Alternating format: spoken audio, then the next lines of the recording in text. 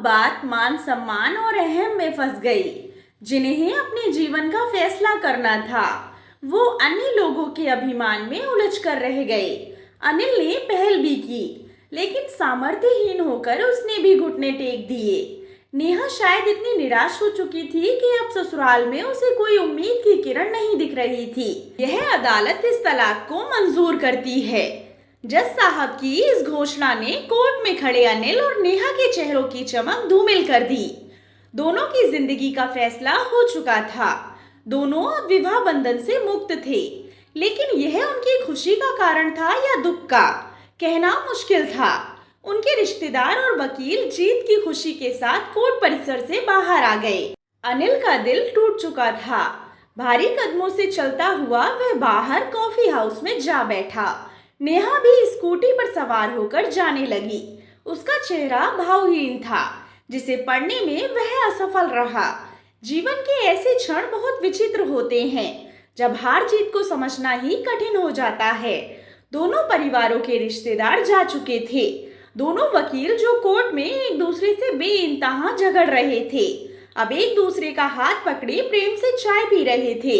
किसकी जिंदगी टूटी, किसके सपने बिखरे, किसी को इससे कोई मतलब नहीं था। सभी रिश्तेदार और परिजन अपनी आन शान पर आई तोहमत को तलाक रूपी परिणाम में बदलकर अब रुखसत हो चुके थे।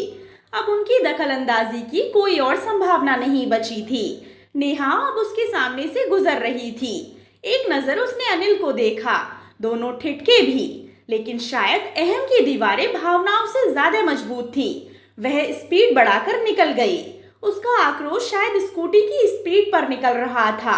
तभी तेज कर्कश आवाज गूंजी और अनिल ने नेहा की स्कूटी को सामने से आती कार से टकराते देखा। वह दौड़ पड़ा। नेहा सड़क पर बेसुध पड़ी थी। सिर से बहते खून को देखकर वह घबरा गया। वह फौरन उसे उठाकर ऑटो से अस्पताल की ओर दौड़ पड़ा। नेहा की आंखें बंद होती जा रही थीं। अनिल का डर बढ़ता जा रहा था। अस्पताल में उसका इलाज शुरू हो गया, लेकिन उसे इस हालत में छोड़कर वह जाने को तैयार नहीं था। नियति के खेल भी कितने अजीब होते हैं। इंसान जब करीब हो तो दूर हो जाते हैं, और दूर रहने पर मोहर लग जाए तो नजदीक आना संयोग बन जाता है। ज्यादा दुखद पहलू तो यह था कि एक्सीडेंट की खबर उसके भाई भाभी को मिल चुकी थी, लेकिन अभी तक दोनों का अस्पताल में आगमन नहीं हो पाया था। खून के रिश्ते अक्सर विपरीत अनुभव देते हैं। नेहा के माता पिता तो थे नहीं, बस भाई और भाभी थे। भाभी सुप्रीम कोर्ट के एडवोकेट से कम नहीं थी। दूसरी तरफ नेहा के बड़े जीजा भी कुछ ज्यादा ही समझदार थे। हकीकत यह थी कि मायके में उन दोनों की ही चलती थी, जिनकी सोच में भावनाओं से ज्यादा जोड़ तोड़ के कारनामे छुपे होते थे। नेहा को अब होश आ गया था।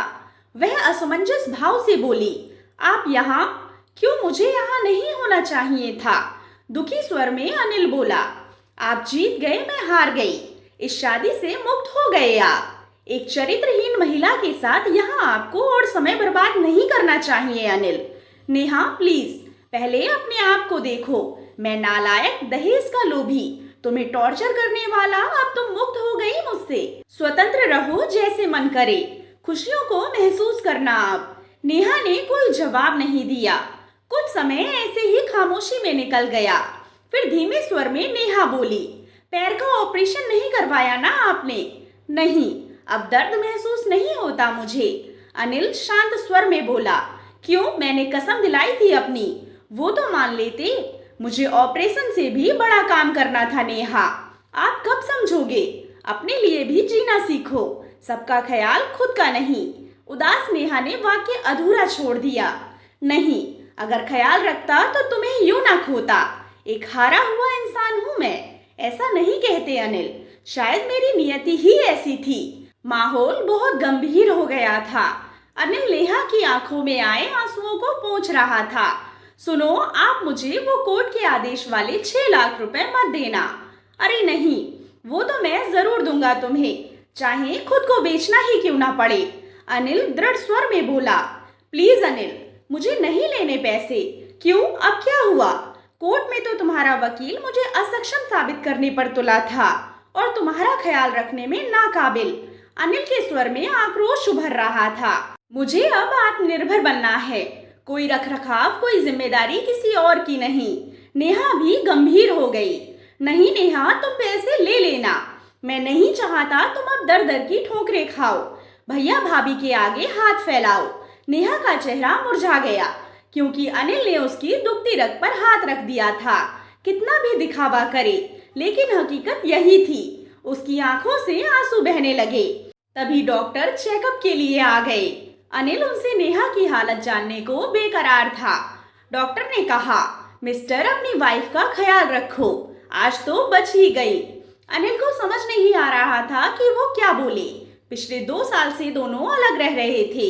तलाक की पहल नेहा की ओर से हुई थी।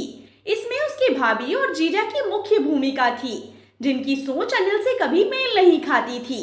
सच तो यह था कि वह आज भी उसे दिल से चाहता था। तलाक को रोकने के लिए उसने कई बार प्रयास भी किया, लेकिन कभी बातचीत या संपर्क ही नहीं हो पाया। कोर्ट में भी दोनों बोलने को हुए, लेकिन भाभी दीवार की तरह हमेशा बीच में खड़ी मिली। डॉक्टर जा चुके थे। नेहा फिर से बोलने लगी, आप घर जाइए प्लीज। आपकी मम्मी खुशखबरी सुनने को तड़प रही होंगी। तुम्हें इस हाल में छोड़कर कैसे जा सकता हूँ? दुखी मन से अनिल बोला, अरे अब हमारा रिश्ता ही क्या रह गया है?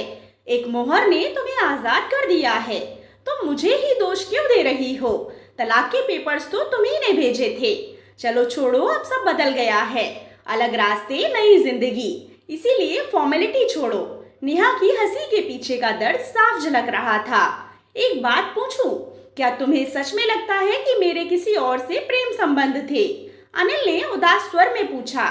नहीं, मैं जानती हूँ आप ऐसे नहीं हो।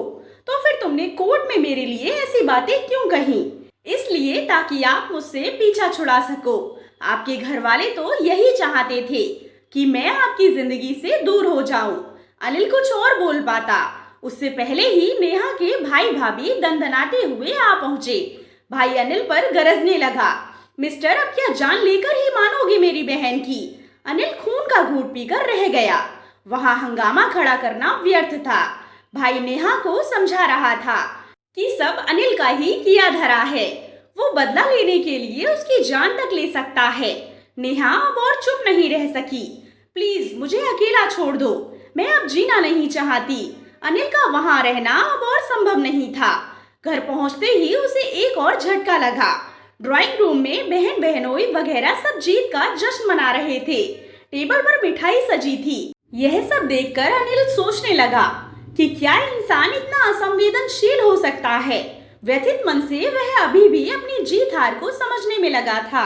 रात के 9 बज रहे थे। बिस्तर पर पड़ा अनिल करवटें बदल रहा था। उसे आज जीवन का कड़वा सच महसूस हो रहा था। रिश्ते की अहमियत तभी समझ आती है जब सब कुछ ध्वस्त हो जाता है। नेहा 2 साल पहले घर छोड़कर जा चुकी थी, पर एक उम्मीद थी कि वो वापस जरूर आएगी। लेकिन आज कोर्ट की मोहर ने वह उम्मीद भी खत्म कर दी थी। उसकी आंखें नम हो गई। अलमारी में आज भी नेहा की कुछ साड़ियां, कपड़े रखे थे, जिन्हें अनिल ने स्मृतियों की धरोहर समझकर सहेज रखा था। नेहा की यादें अब मन से हटने को तैयार नहीं थी। भले ही वह कड़वा बोलती थी, लेकिन उसकी हर जरूरत को बिना कहे समय से पहले समझ लेना उसकी खूबी थी। नींद कोसों दूर थी। उसे बीते 5 वर्षों का घटनाक्रम याद आने लगा। बिना माता पिता की नेहा का रिश्ता आते ही घर में भूचाल आया था, लेकिन उसकी फोटो ने अनिल का दिल जीत लिया था। सुंदर, सुशील और जमाने की सताई सी दबी छुपी छवि को अनिल ने आंखों ही आंखों में पढ़ लिया था। जब वह उसे देखने गया, तब नेहा की आंखों ने बहुत कुछ बयां कर दिया था। उसमें अन्य लड़कियों जैसा उमंग और जोश नजर नहीं आया था। उसकी एक बात कि आपको जीवन में मुझसे कभी कोई शिकायत नहीं मिलेगी ने अनिल का दिल जीत लिया था। इस एक पंक्ति ने ही शादी का फैसला कर दिया था। ससुराल में नेहा ने अपने वादे को पूरी तरह निभाया, लेकिन शायद परिस्थितियों के साथ वह समायोजन नहीं कर पाई। सासू माँ गाहे बगाए उसे कोसने से बाज नहीं आती, और फिर जब छोटी बहू अमीर घराने से आ गई तो नेहा का जीवन और कठिन हो गया। अनिल के पास कोई स्थायी रोजगार नहीं था, जबकि छोटा भाई सीए बन चुका था। भाई की बड़ी आमदनी ने अनिल को बड़े से छोटा बना दिया और नेहा को और ज्यादा महत्वहीन। वह टूटती चली गई, 3 साल ऐसे ही किचकिच में बीत गए और एक दिन अनिल की अनुपस्थिति में उसके भाई और जीजा उसे मायके छोड़ गए। अब बात मान सम्मान और अहम में फंस गई। जिन्हें अपने जीवन का फैसला करना था वो अन्य लोगों के अभिमान में उलझ कर रह गए। अनिल ने पहल भी की लेकिन सामर्थ्यहीन होकर उसने भी घुटने टेक दिए। नेहा शायद इतनी निराश हो चुकी थी कि अब ससुराल में उसे कोई उम्मीद की किरण नहीं दिख रही थी। अचानक मोबाइल की घंटी बजी। स्क्रीन पर नेहा का नाम डिस्प्ले हुआ। अनिल ने झट से कॉल रिसीव किया। नेहा भर्राई आवाज में बोल रही थी, भैया ने बहुत गलत कहा आपके लिए।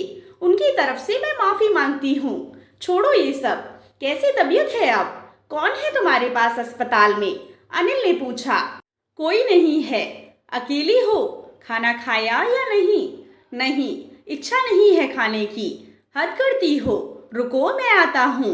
अरे नहीं, आप परेशान ना हो। पागल हो? रात में तबीयत बिगड़ गई तो? कुछ नहीं बिगड़ेगा अनिल। मौत मेरे नसीब में नहीं। प्लीज नेहा ऐसी बातें मत करो। मैं अभी भी तुमसे बहुत प्यार करता हूँ। अनिल ने एक पल की भी देरी किए बिना अस्पताल का रुख किया। थोड़ी देर में वो नेहा के सामने था। होटल से उसने खाना भी पैक करवा लिया था। नेहा के चेहरे पर चमक साफ दिख रही थी। मुझे पता था आप जरूर आओगे। लो खाना खाओ पहले। कैसा हाल बना लिया है तुमने? अनिल प्यार से बोला। नहीं, हालत तो आपकी ज्यादा खराब है। दवा नहीं लेते हैं आप? अरे दवा वगैरह सब लेता हूँ। पैसे भी हैं, अब 4 लाख जमा कर लिए हैं, वो तुम ले लेना। नेहा उसे निहार रही थी। भारतीय पति पत्नी का संबंध सदैव अप्रचारित किस्म का होता है। जरूरत के समय यह ज्यादा प्रगाढ़ साबित होता है। नेहा हाथ धोना चाहती थी। अनिल ने उसे सहारा देकर उठाया और वॉशरूम की ओर ले जाने लगा। कुछ देर बाद दोनों खाना खाने लगे। मनपसंद सब्जियां देखकर नेहा पूछ बैठी, आपको अभी याद है मुझे क्या पसंद है? क्यों, तुम्हें क्या लगता है कि मैं तुम्हें भूल सकता हूँ? अनिल ने भावपूर्ण स्वर में कहा। नेहा चुप रही। दोनों खाना खाने लगे। अनिल ने उसे सहारा दे रखा था। सहारा शारीरिक, मानसिक और आत्मिक, जिसकी जरूरत प्रायः सभी को रहती है। कुछ देर चुप रहने के बाद अनिल बोला, नेहा मेरी एक बात मानोगी? क्या? नेहा के स्वर में उम्मीद की झलक महसूस हो रही थी। वापस चलो तुम, मुझे तुम्हारी जरूरत है। नेहा के मुंह से शब्द उच्चारित नहीं हो रहे थे। उसका सिर अनिल के सीने से सट गया। अनिल ने उसे अपने गले लगा लिया। पूर्व में हुई गलतियों को दोनों ने समय रहते सुधार लिया था और एक साथ रहने का फैसला कर लिया। दोस्तों, अपने अहम को थोड़ा कम करके किसी और की सहायता लेने की बजाय पति पत्नी खुद अपनी समस्याओं को सुलझा ले तो उनकी गलतफहमियां दूर हो जाएंगी और उनका रिश्ता टूटने से बच जाएगा। आशा करती हूँ आपको कहानी पसंद आई होगी। कहानी पसंद आई हो तो कहानी को लाइक एंड शेयर करें। कहानी के बारे में कमेंट कर अपनी राय जरूर दें। अगर चैनल पर नए हो तो चैनल को सब्सक्राइब करें। कहानी सुनने के लिए आप लोगों का बहुत बहुत धन्यवाद।